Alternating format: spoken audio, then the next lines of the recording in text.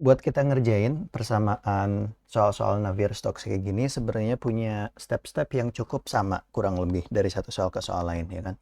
Nah, eh, kita bakal coba ngerjain buat yang salah satu soal ini tentang Navier-Stokes dan dari soal ini kita bisa terapkan caranya untuk soal-soal persamaan Navier-Stokes yang lain juga. Jadi kalau yang ini paham kira-kira yang lain juga bakal gampang dikerjain. Sebenarnya kalau buat ngerjain soal-soal kayak gini, stepnya cuma 3 sih ya. Yang pertama tuh kita tinjau dulu keadaan dari soal ini. Dari situ kita bisa ngambil asumsi-asumsi dan syarat batas yang bisa kita pakai buat menyederhanakan persamaan Navier-Stokes kita. Yang kedua, kita eh, sederhanakan persamaan Navier-Stokes yang kita tuliskan sama kontinuitas, jangan lupa menggunakan asumsi dan syarat batas yang menggunakan asumsi yang kita udah tinjau tadi. Terus yang ketiga akhirnya kita temukan informasi yang dicari menggunakan syarat batas yang kita temuin. Nah, informasi ini tuh biasanya berupa konstanta. Kalau misalkan nanti kita kerjain, kalian bakal nemu konstanta-konstanta kayak gitu. Nah, buat nemuin konstanta itulah kita perlu syarat batas. Oke. Jadi, kita langsung kerjain aja. Yang pertama kalian harus lakuin tuh, kita tinjau dulu persamaan Navier-Stokes yang ini dan persamaan kontinuitas. Nah, ingat kalau misalkan persamaan ini kita harus sesuaikan dengan koordinat yang kita punya. Kalau di sini kita punya koordinat Cartesius, berarti kita pakai persamaan Navier-Stokes di koordinat Cartesius yang mana bentuknya kayak ini buat ketiga sumbu, X, Y, sama Z.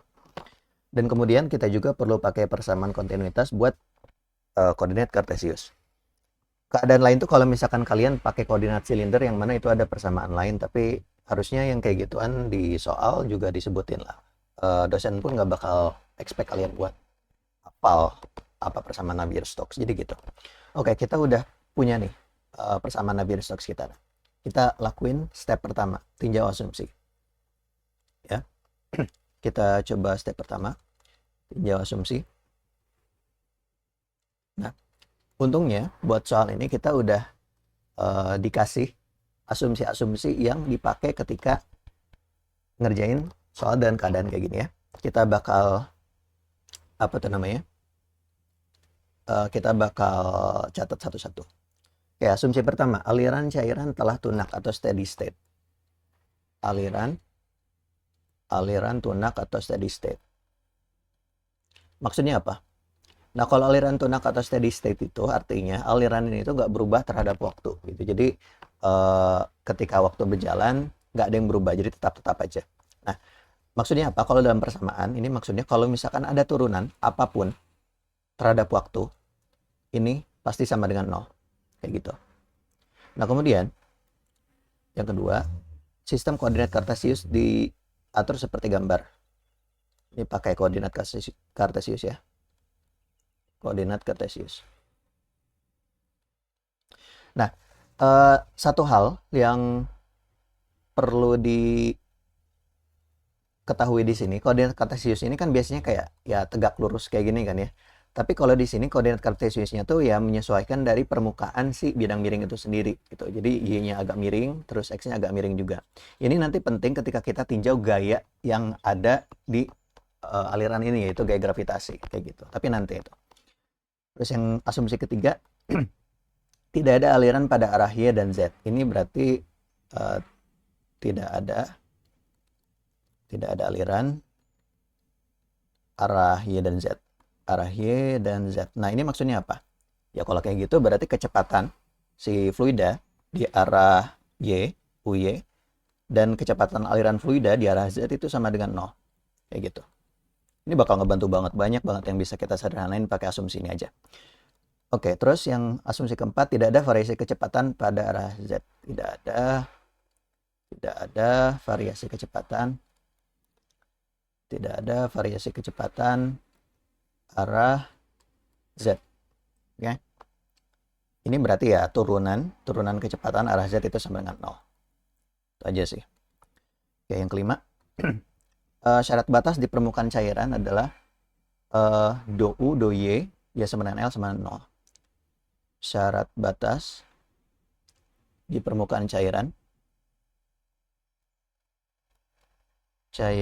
adalah do U, do Y ketika Y-nya sama dengan L, berarti itu ada di permukaan ya. Ingat kalau di sini L itu ya, ini kan ukuran dari permukaan ke permukaan airnya, ke permukaan, bukan air kata, fluida, permukaan fluida dan si itunya apa ya, alasnya kayaknya ya. Anyway, ini nilainya 0. Oke, dan itu asumsi yang kita pakai. Nah, yang pertama, tentukan syarat batas untuk kecepatan di titik kontak antara cairan dan bidang miring. Kita kerjain dulu.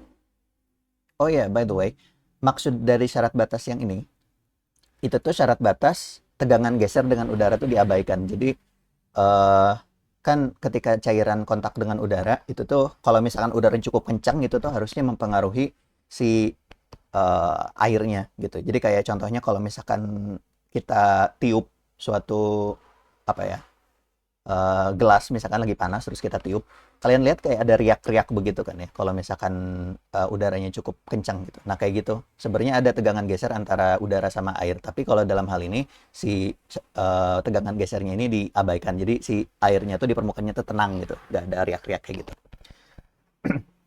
Nah terus ya udah, oke, kita langsung kerjain dulu yang bagian A. Hold up for a sec. Bagian A kerjain dulu, dan ini tuh syarat batas titik kontak cairan dengan bidang miring.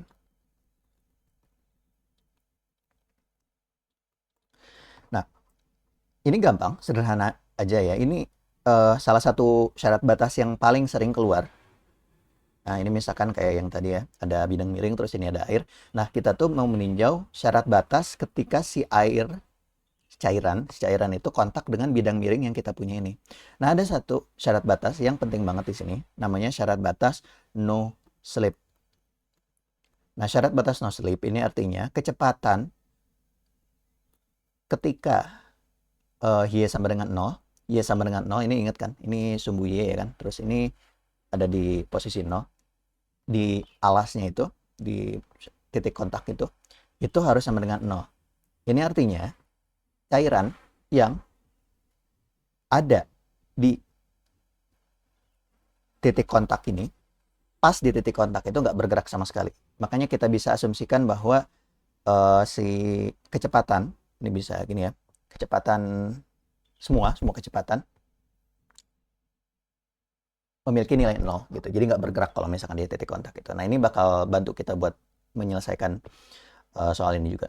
Oke, udah beres. Ya nggak cuma gitu doang. Cuman ada syarat no slip antara titik kontak sama titik kontak cairan dan bidang miring. Oke, selanjutnya yang kedua, tuliskan persamaan Navier-Stokes untuk setiap komponen arah kecepatan dan konservasi massa setelah disederhanakan. Oke, sekarang we're getting on the good stuff. Kita coba buat copy paste persamaan yang kita udah tulis tadi. Kemudian kita bakal sederhanakan dengan asumsi-asumsi yang kita punya. Oke. Nah, aku bakal coba buat gini deh ya. Like, kita terus di sini. Terus aku bakal pakai color code setiap asumsi ini biar kita tahu gitu mana yang dicoret gara-gara syarat yang mana gitu. Oke, mudah-mudahan aja itu bisa bikin si ininya jadi lebih sederhana. Oke, yang pertama kita bakal pakai aliran tunak atau steady state. Ini bisa disederhanakan. Persamaan yang kita punya ini pakai asumsi yang pertama ini, aliran tunak. Oke, kata aliran tunak katanya apapun yang turunan T, turunan waktu itu sama dengan 0. Berarti kita cari mana di sini yang mengandung do T. Nah, itu kita coret. Oke, ya udah, ini coret. Oh, ini harusnya ada T di sini. Dan ini coret juga. Ada lagi nggak T? Oke, udah beres. Terus yang kedua pakai koordinat kartesius. Oke, kita udah bikin sistemnya, nggak usah. Terus tidak ada aliran arah Y dan Z. UY, UZ sama dengan 0. Oke, color codingnya. Ini warna hijau lah ya. Oke, berarti semua suku yang mengandung UY, UZ itu kita hilangin gitu. Oke. So that includes this, Ini termasuk yang turunan juga ya. Soalnya kalau misalkan turunan dari 0 ya 0 gitu. Nggak berubah. Berarti ya 0 juga. Oke. This. And this. Ada lagi nggak? Oh ini ya. This. Oh ini ada yang ketinggalan juga. Ini harusnya ada row GY. Terus ini this. Ini termasuk turunan kedua juga ya. Kalau UY atau UZ-nya 0 ya otomatis turunan ini bakal 0 semua. Ini ada viskositas. Oke. Alright. Terus abis itu apa lagi nih? Tidak ada variasi kecepatan arah Z. Kalau kayak gitu, dou Z sama dengan 0. Oh, ini. Itu kecoret juga kan. Gara-gara itu turunan Z. Oke. Terus mana lagi nih? Udah ya, kalau turunan Z. Ini. Tut. Oh iya, aku lupa. Yang ini. Wait, bentar. Harusnya pakai warna yang tepat aja ya.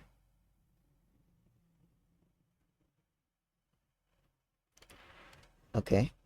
Aku pakai warna yang lain. Ini kita coret. Terus ini kita coret. Dan ada satu yang lupa aku tadi. Kan UY. Aku lupa nggak ngelihat persamaan kontinuitas. Ini dari syarat ketiga. Ini juga kecoret kan. Itu UY misalnya. Oke. Terus ini syarat batas di permukaan cairan dou y sama dengan L sama dengan 0. Oke. Nah, satu hal lagi, syarat batas yang nggak ketulis di sini itu menyangkut gravitasi. Bukan syarat batas, dia yang asumsi. Ini kita tambahin asumsi yang keenam. Gravitasi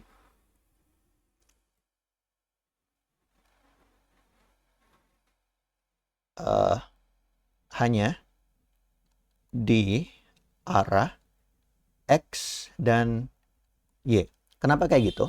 Soalnya gini, kan ceritanya ini di bidang miring kan ya.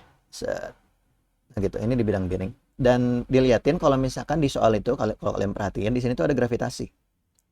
Nah, kalian masih ingat kan soal kalau misalkan ada benda kayak balok gini, terus merosot di bidang miring, kalian ngapain dulu? Ya kalian harusnya tuh memecah ini misalkan theta ya, si persamaan gravitasi ini, gaya gravitasi ini jadi dua arah gitu. Kan arah G ke sini bisa dipecah jadi ke sini dan ke sini. Ini kita sebut GX ya. Terus ini kita sebut GY. Ya ini dengan koordinat gini ya. Ini Y, ini X. Nah, ini juga yang harus kita lakuin dengan persamaan Navier-Stokes ini. Gara-gara kita ada gravitasi, berarti kita harus tinjau dulu gravitasinya kayak gimana ya. Kayak gitu. Jadi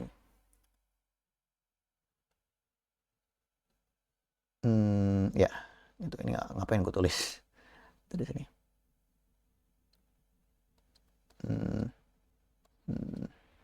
Oke. Ya, jadi kita pecah dulu si G-nya jadi arah X sama arah Y. Dan jangan lupa sudutnya di sebelah sini. Ini berarti GX ini berarti G sin ya. G sin theta. Terus untuk G-nya ini sama dengan G cos theta. Nah, berguna buat apa? Ya ini berguna buat ini nih. Buat komponen gravitasi yang kita pakai di Navier-Stokes kita. Makanya kita perlu tinjau gravitasinya juga. Oke. Ini kita jadiin syarat batas ke yang kita pakai, bukan syarat batas, asumsi yang kita pakai. Ini GZ berarti nggak ada ya. Berarti kita cuma di GX sama GY, yang mana GX ini nantinya bakal jadi G sin theta, terus GY ini bakal jadi G cos theta. Oke. Ya, I think we're done. Kalau kayak gitu kita tulis ulang persamaan Navier-Stokes yang sudah disederhanakan. Setelah disederhanakan,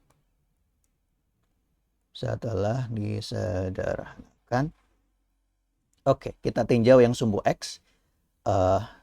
Suku di sebelah kiri ini semuanya hilang kecuali yang UX di sini. Berarti kita tulis itu ya. Oke. Ini sumbu X. Berarti kalau kayak gitu, rho UX do UX dx sama dengan min do P do X ditambah mu do 2 UX turunan kedua UX terhadap X ditambah do UX do Y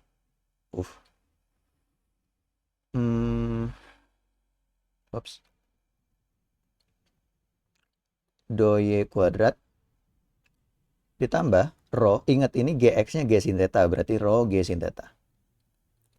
Oke. Terus di sumbu Y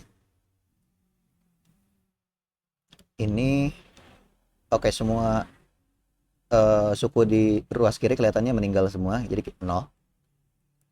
Berarti yang sebelah kanan ini min do P do Y. Ya, it's just like that. Terus yang ini meninggal, ini udah kecoret semua. Terus ada rho GY. Oke, berarti ini tambah rho GY itu G cos theta. Oke. Terus habis itu ada sumbu Z. Oke, sumbu Z suku kiri meninggal semua, 0.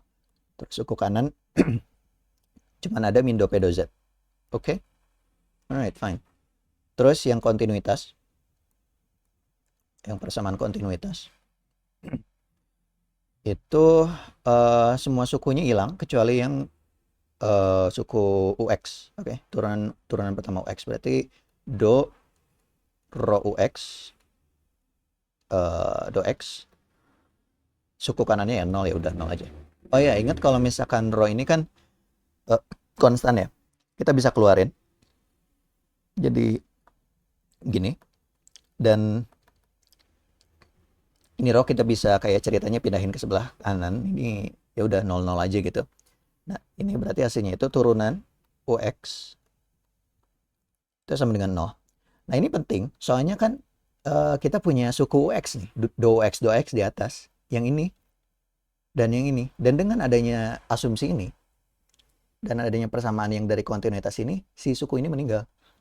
Yang ada do UX dx-nya jadi hilang. Makanya kita bisa ubah lagi ke bentuk yang lebih sederhana. Oke, yang ada do X jadi 0, berarti suku kiri yang ini hilang, 0, sama dengan min do P do X. Yang ada suku do X-nya hilang, berarti kita cuman we're left with this thing, do X do Y kuadrat tambah rho G sin theta. Oke, dan buat soal ini udah beres. Yang tuliskan persamaan Navier-Stokes ini, gitu. Udah beres kalau kayak gitu. Kita udah nulis semua persamaan Navier-Stokes yang kita perlukan buat ini ya. Yang kita butuhkan buat menyelesaikan soal ini kelihatannya. Oke, ya udah gitu doang aja dulu.